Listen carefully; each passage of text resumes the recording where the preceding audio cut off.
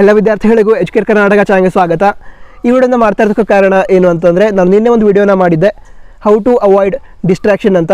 ಅದರಲ್ಲಿ ವಿದ್ಯಾರ್ಥಿಗಳನ್ನು ರಿಕ್ವೆಸ್ಟನ್ನು ಮಾಡಿದ್ದೆ ನಾನು. ಏನು ಅಂತಂದರೆ, ನಿಮಗೂ ಕೂಡ ಸ್ಟಡಿ ರಿಲೇಟೆಡ್ ಏನಾದರೂ ಸಮಸ್ಯೆ ಇದ್ದರೆ ಅದನ್ನು ಕಮೆಂಟ್ ಬಾಕ್ಸಲ್ಲಿ ತಿಳಿಸಿ ಅಂತ. ಆವಾಗ ಒಬ್ಬ ವಿದ್ಯಾರ್ಥಿ ಕಮೆಂಟ್ ಮಾಡಿದರು, ಏನು ಅಂತಂದರೆ, ಓದಿದ್ದು ಸರಿಯಾಗಿ ಅರ್ಥ ಆಗ್ತಾ ಇಲ್ಲ, ನಂತರ ಬೈ ಹಾರ್ಟ್ ಮಾಡಿದರೆ ಅದು ಕೂಡ ನೆನಪಿರ್ತಾ ಇಲ್ಲ, ಏನಾದರೂ ಸೊಲ್ಯೂಷನ್ ಇದೆಯಾ ಅಂತ ಕೇಳಿದರು.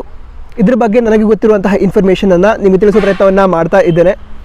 ವಿಡಿಯೋದಲ್ಲಿ ಇನ್ಫಾರ್ಮೇಷನ್ ನಿಮಗೆ ಸಹಾಯ ಆಗಬಹುದು. ವಿಡಿಯೋನ ಪೂರ್ತಿಯಾಗಿ ನೋಡಿ. ನಂತರ ಮತ್ತೊಂದು ರಿಕ್ವೆಸ್ಟ್, ನಿಮ್ಮಲ್ಲಿ ಕೂಡ ಏನಾದರೂ ಡೌಟ್ಸ್ ಇದ್ದರೆ ಅದನ್ನು ಕಮೆಂಟ್ ಬಾಕ್ಸಲ್ಲಿ ತಿಳಿಸಿ. ನನಗೆ ಅದ್ರ ಬಗ್ಗೆ ಮಾಹಿತಿ ಇದ್ದರೆ ನಿಮಗೆ ತಿಳಿಸೋ ಪ್ರಯತ್ನವನ್ನು ಮಾಡ್ತೇನೆ. ಸರಿ, ಈ ವಿಡಿಯೋನ ಪ್ರಾರಂಭಿಸೋಣ. ಈಗ ಪ್ರಶ್ನೆ ಏನು ಅಂತಂದರೆ, ಓದಿದ್ದು ಸರಿಯಾಗಿ ಅರ್ಥ ಆಗ್ತಾ ಇಲ್ಲ, ಬೈ ಹಾರ್ಟ್ ಮಾಡಿದರೆ ಅದು ಕೂಡ ನೆನಪಿನಲ್ಲಿ ಇರ್ತಾ ಇಲ್ಲ ಅಂತ. ಈಗ ಬೈ ಹಾರ್ಟ್ ಮಾಡಿದರೆ ಅದು ಬಹಳ ಕಾಲದವರೆಗೆ ನೆನಪಿರೋದಿಲ್ಲ ಅಂತ ಹೇಳಿದ್ರೆ ನೆನಪಿನಲ್ಲಿ ಇರುತ್ತೆ, ಆದರೆ ಬಹಳ ಕಾಲದವರೆಗೆ ನೆನಪಿನಲ್ಲಿ ಇರೋದಿಲ್ಲ. ಕಾರಣ ಏನು ಅಂತಂದರೆ, ನಮ್ಮ ಬ್ರೈನ್ ಏನಿದೆ ಅದು ಮೆಮೊರೀಸನ್ನು in the form of visuals ಇಟ್ಕೊಂಡಿರತ್ತೆ. ಅಂತ ಹೇಳಿದ್ರೆ, ಈಗ ಯಾವುದೋ ಪರ್ಸನ್ ಇದ್ದಾರೆ, ಅವರ ಹೆಸರನ್ನು ಹೇಳಿದರೆ ನಿಮಗೆ ಅವರ ಫೇಸ್ ಏನಿದೆ ಅದು ಕಣ್ಮುಂದೆ ಬಂದು ಹೋದ ರೀತಿ ಆಗುತ್ತೆ. ಫಾರ್ ಎಕ್ಸಾಂಪಲ್, ಈಗ ಗಾಂಧೀಜಿಯವರ ಹೆಸರು ಹೇಳಿದರೆ ಗಾಂಧೀಜಿಯವರು ಯಾವ ರೀತಿ ಕಾಣ್ತಾರೆ ಅಂತ ನೀವು ನೋಡಿರ್ತೀರಲ್ಲ ಫೋಟೋಸನ್ನು, ಅದು ನಿಮ್ಮ ಕಣ್ಮುಂದೆ ಬರುತ್ತೆ. ಅದೇ ರೀತಿ ಯಾವುದೋ ಪರ್ಟಿಕ್ಯುಲರ್ ಪರ್ಸನ್ ಹೆಸರು ಹೇಳಿದರೆ, ನಿಮ್ಮ ಯಾವುದೋ ಬೆಸ್ಟ್ ಫ್ರೆಂಡ್ ಇದ್ದಾರೆ ಅವರ ಹೆಸರು ಹೇಳಿದರೆ ಅವರ ಫೇಸ್ ನಿಮ್ಮ ಕಣ್ಮುಂದೆ ಬಂದು ಹೋಗುತ್ತೆ. So in the form of visuals ಅಂತ ಹೇಳಿದ್ರೆ, ಫೋಟೋ ಏನಿರುತ್ತೆ ಅಥವಾ ವೀಡಿಯೋಸನ್ನು ನೋಡಿರ್ತಾರೆ ಅಥವಾ ಕಣ್ಮುಂದವ್ರಿಗೆ ಯಾವ ರೀತಿ ನೋಡಿರ್ತಾರಲ್ಲ ಆ ರೀತಿ ನಮ್ಮ ಬ್ರೈನ್ ಮೆಮೊರೀಸನ್ನು ಇಟ್ಕೊಂಡಿರುತ್ತೆ. ಸೊ ನಿಮಗೆ ಅದ್ರ ವಿಜುವಲ್ಸ್ ಇಲ್ಲ ಅಂತ ಹೇಳಿದ್ರೆ, ಯಾವುದೊಂದು ವರ್ಡ್ ಇದೆ, ಸೊ ಯಾವುದೊಂದು ವರ್ಡ್ ಕೊಟ್ಟಿದ್ದಾರೆ ಅಂತ ಹೇಳಿದ್ರೆ, ಒಂದು 4-5 ಲೆಟ್ರನ್ನ ಮಿಕ್ಸ್ ಮಾಡಿ ಒಂದು ಲೆಟ್ರ್ ಕೊಟ್ಟಿದ್ದಾರೆ, ನಿಮಗೆ ವರ್ಡ್ ಕೊಟ್ಟಿದ್ದಾರೆ. ಸೊ ಅದಕ್ಕೆ ರಿಲೇಟೆಡ್ ನಿಮ್ಮ ಹತ್ರ ಯಾವುದೊಂದು ವಿಜುವಲ್ಸ್ ಇಲ್ಲ, ಆವಾಗ ಅದನ್ನು ನೀವು ನೆನಪಿನಲ್ಲಿ ಇಟ್ಕೊಳ್ಬಹುದು. ಸ್ಪೆಲ್ಲಿಂಗ್ ಈ ರೀತಿ ಅಂತ ನೀವು ನೆನಪಿನಲ್ಲಿ ಇಟ್ಕೊಳ್ಳೋದಕ್ಕೆ ಆಗೋದಿಲ್ಲ ಅಂತ ಹೇಳೋಕ್ಕಾಗಲ್ಲ, ಇಟ್ಕೊಳ್ಬಹುದು, ಆದರೆ ಬಹಳ ಕಾಲದವರೆಗೆ ಅದು ನೆನಪಿನಲ್ಲಿ ಇರೋದಿಲ್ಲ. ಈಗ ಮತ್ತೊಂದು ಸಣ್ಣ ಎಕ್ಸಾಂಪಲ್ ಅಂತ ತೆಗೆದುಕೊಳ್ಳೋದಾದರೆ, ನಿಮ್ಮ ಯಾವುದೋ ಫ್ರೆಂಡ್ ಇರ್ತಾರೆ, ಬೆಸ್ಟ್ ಫ್ರೆಂಡ್ ಇದ್ದಾರೆ, ಓಕೆ, ಹಾಂ, ಮನೋಜ್ ಅಂತ ಹೇಳಿ ತಿಳ್ಕೊಳ್ಳೋಣ. ಯಾರೋ ಬೆಸ್ಟ್ ಫ್ರೆಂಡ್ ಇದ್ದಾರೆ ಮನೋಜ್ ಅಂತ, ಅವ್ರ ಹೆಸರು ನಿಮಗೆ ಮರೆತು ಹೋಗಲ್ಲ, ಯಾವಾಗಲೂ ನೆನಪಿನಲ್ಲಿ ಇರ್ತಾರೆ. ಹೊಸದಾಗಿ ಯಾವುದೋ ಪರ್ಸನ್ ಪರಿಚಯ ಆದರೂ ಅವರ ಹೆಸರು ಕೂಡ ಮನೋಜ್ ಅಂತಲೇ ಇದೆ. ಸೊ ನಿಮಗೆ ಹೊಸದಾಗಿ ಯಾರು ಪರಿಚಯ ಆಗಿದ್ದಾರಲ್ಲ ಅವರ ಫೇಸ್ ಜೊತೆಗೆ ಮನೋಜ್ ಅಂತ ನೆನಪಿನಲ್ಲಿ ಇಟ್ಕೊಳ್ಳೋದಕ್ಕೆ ಸ್ವಲ್ಪ ಕಷ್ಟ ಆಗಬಹುದು.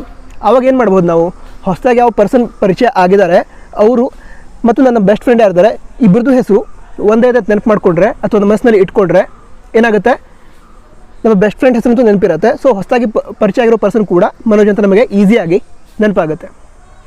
ಸೊ ನಾವೇನು ಮಾಡ್ಕೊಳ್ಬಹುದು, ಈಗ ಸ್ಟಡಿಯನ್ನು ಈಸಿ ಮಾಡ್ಕೊಳ್ಳೋದಕ್ಕೆ ನಾವು ಬುಕ್ನಲ್ಲಿ ಏನನ್ನ ಓದ್ತಾ ಇದ್ದೇವೆ ಅದಕ್ಕೆ ವಿಜುವಲ್ಸನ್ನು ನಾವು ನೋಡಿ ಅದರ ಮೆಮೊರೀಸನ್ನು ಕ್ರಿಯೇಟ್ ಮಾಡ್ಕೊಳ್ಬೇಕು. ಫಾರ್ ಎಕ್ಸಾಂಪಲ್, ಈಗ ಬಯಾಲಜಿಯನ್ನು ತೆಗೆದುಕೊಂಡ್ರೆ ರೆಪ್ಟೈಲ್ಸ್ ಬರುತ್ತೆ, ಆ್ಯಂಫಿಬಿಯನ್ಸ್ ಅಂತ ಬರುತ್ತೆ. ಸೊ ಬುಕ್ಕಲ್ಲಿ ಕೆಲವೊಂದು ಎಕ್ಸಾಂಪಲ್ಸ್ ಅದೇ ರೀತಿ ಇಮೇಜಸನ್ನು ಕೊಟ್ಟಿರ್ತಾರೆ.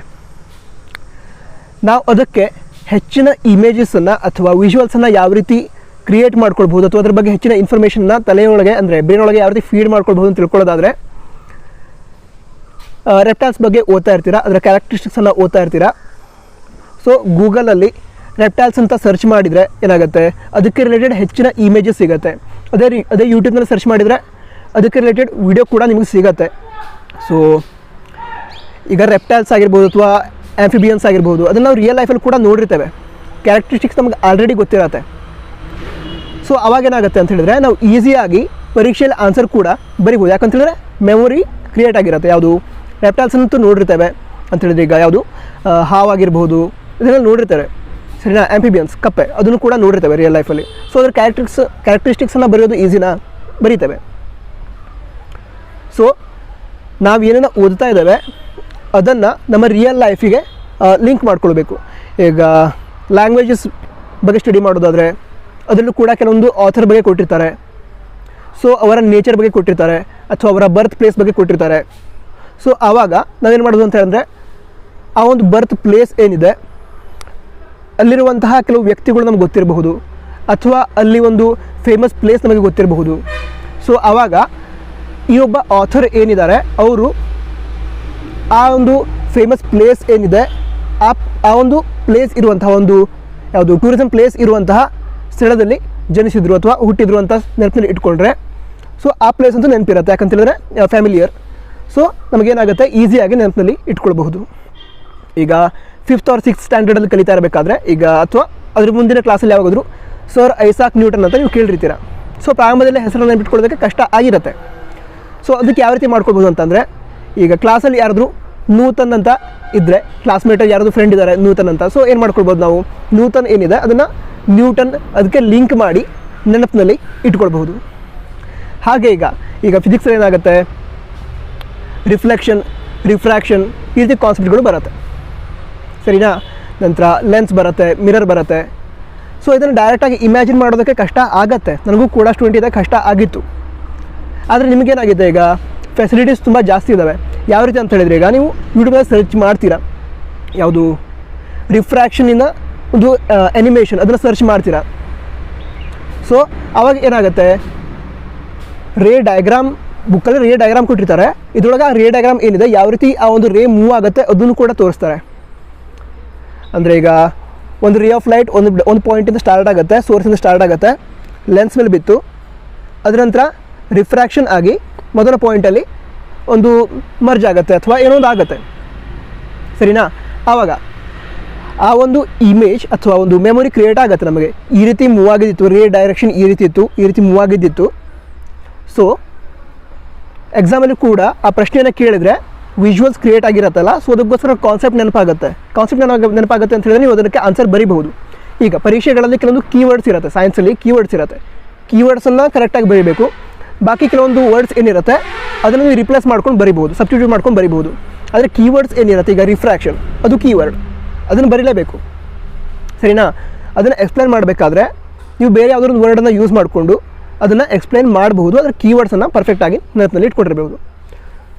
ಸೊ ಏನು ಮಾಡಬೇಕೀಗ ಅಂತ ಹೇಳಿದ್ರೆ, ಮೆಮೊರೀಸನ್ನು ಇಂಪ್ರೂವ್ ಮಾಡ್ಕೊಳ್ಳೋದಕ್ಕೆ ಅಥವಾ ಓದಿದ್ದನ್ನು ನೆನಪಿನಲ್ಲಿ ಇಟ್ಕೊಳ್ಳೋದಕ್ಕೆ ನಾವು ಬುಕ್ನಲ್ಲಿ ಏನು ಓದ್ತಾ ಇದ್ದೇವೋ ಅದನ್ನು ನಾವು ನಮ್ಮ ರಿಯಲ್ ಲೈಫಿಗೆ ಲಿಂಕ್ ಮಾಡ್ತಾ ಹೋಗಬೇಕು. ಈ ರೀತಿ ಮಾಡಿದ್ರೆ ಏನಾಗುತ್ತೆ ಅಂತ ಹೇಳಿದ್ರೆ, ನಾವು ಏನೇನೋ ಓದಿರ್ತೇವೆ ಅದನ್ನು ಹೆಚ್ಚು ಕಾಲದವರೆಗೆ ನೆನಪಿನಲ್ಲಿ ಇಟ್ಕೊಳ್ಬಹುದು. ನಂತರ ವಿಡಿಯೋ ಸಹಾಯ ಆಗ್ತಾ ಇದೆ ಅಂತ ಅಂದ್ಕೊಂಡಿದ್ದೇನೆ. ವಿಡಿಯೋದ ಬಗ್ಗೆ ನಿಮ್ಮ ಅನಿಸಿಕೆಯನ್ನು ಅಥವಾ ನಿಮಗೆ ಮತ್ತೇನು ಡೌಟ್ಸ್ ಇದೆ ಅದನ್ನು ಕಮೆಂಟ್ ಬಾಕ್ಸಲ್ಲಿ ತಿಳಿಸಿ. ನನಗೆ ಅದ್ರ ಬಗ್ಗೆ ಮಾಹಿತಿ ಇದ್ದರೆ ನಿಮಗೆ ತಿಳಿಸೋ ಪ್ರಯತ್ನವನ್ನು ಮಾಡ್ತೇನೆ, ಬೇಸ್ಡ್ ಆನ್ ನನ್ನ ಎಕ್ಸ್ಪೀರಿಯನ್ಸ್ ಅಂತ ಹೇಳಿದರೆ ಸ್ಟೂಡೆಂಟ್ ಲೈಫಲ್ಲಿ ನಾನು ಯಾವ ರೀತಿ ಕಲಿತಾ ಇಲ್ಲ ಅದನ್ನು, ಅದೇ ರೀತಿ ಈಗ ನಾನು ಟೀಚ್ ಮಾಡ್ತಾಯಿಲ್ಲ ಆ ಸ್ಟೂಡೆಂಟ್ಸ್ನ ಸ್ಟಡಿ ಮಾಡಿ ನಿಮಗೆ ಮಾಹಿತಿ ನೀಡೋ ಪ್ರಯತ್ನವನ್ನು ಮಾಡ್ತಾ ಇರ್ತೇನೆ. ಸರಿ, ಹಾಗಿದ್ರೆ ಈ ವಿಡಿಯೋ ನಿಮಗೆ ಸಹ ಆಗಿದ್ದರೆ ನಿಮಗೆಲ್ಲರಿಗೂ ಕೂಡ ಶೇರ್ ಮಾಡಿ. ನಮ್ಮ ಚಾನಲ್ನ ಇದುವರೆಗೆ ಸಬ್ಸ್ಕ್ರೈಬ್ ಮಾಡಿದ್ರೆ ಸಬ್ಸ್ಕ್ರೈಬ್ ಕೂಡ ಮಾಡಿ. ವಿಡಿಯೋನ ಪೂರ್ತಿ ನೋಡೋದಕ್ಕಾಗಿ ಎಲ್ಲ ವಿದ್ಯಾರ್ಥಿಗಳಿಗೂ ಧನ್ಯವಾದ. ಜೈ ಹಿಂದ್, ವಂದೇ ಮಾತರಂ. ಸಾಧ್ಯ ಆದರೆ ಕಮೆಂಟ್ ಬಾಕ್ಸಲ್ಲಿ ಕೂಡ ಜೈ ಹಿಂದ್ ವಂದೇ ಮಾತರಂ ಅಂತ ಕಮೆಂಟ್ ಮಾಡಿ. ಜೈ ಹಿಂದ್.